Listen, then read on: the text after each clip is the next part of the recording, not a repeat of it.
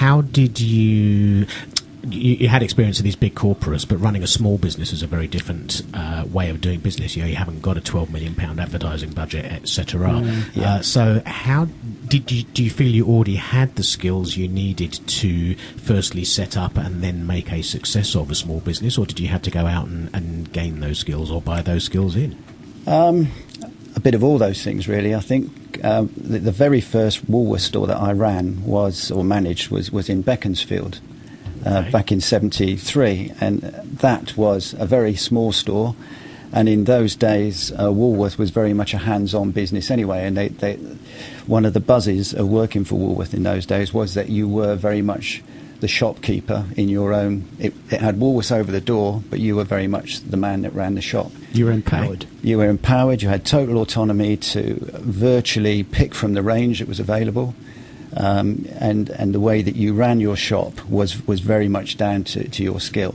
And in those days, you could almost go around a number of Woolworths stores and you could guess who was running it by the way the store was being operated and let out.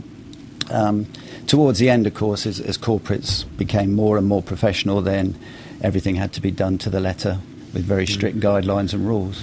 Do you think I can detect, we were talking about cynicism, I can detect a tone of cynicism in your voice there. I'm guessing you don't see that as a good thing. It was very much restrictive, but it required a different type of person to possibly be successful in a corporate than in the early days of the company. It's interesting because you see lots of formulaic businesses out there, whether it's the late lamented Woolworths, many banks. I speak to various bank managers in my working life, and many of them bemoan the fact that they're basically a rubber stamp. There's a set of rules, they tick various boxes, and if you tick those boxes, you get the loan. There's no feeling involved, there's no judgment involved anymore. And I can see a lot of restaurants and restaurant chains that you could go at once you're through the front door, you wouldn't know if you're in Beaconsfield, Slough or Aberdeen, because it's the same. Yeah. And on one hand, I can see the beauty of take a working system and replicate it, but it takes all of the feeling out of it. So now you're running your own business, it's your baby. So how did you go about getting yourself into that? How did you get about getting your spirit and your feel and your love for running into that shop? Well, initially, say, in 2009, I was technically I was out of work.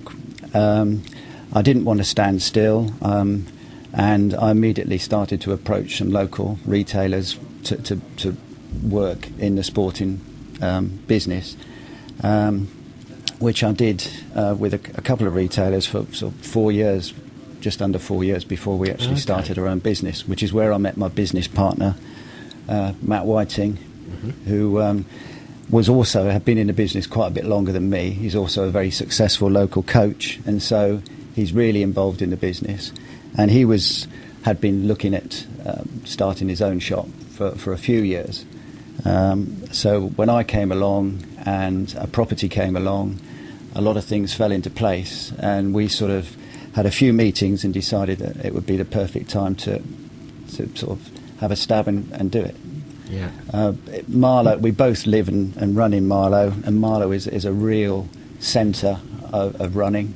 Yeah. There's lots of young families, there's lots of clubs, and you can't really walk anywhere in Marlow without seeing somebody running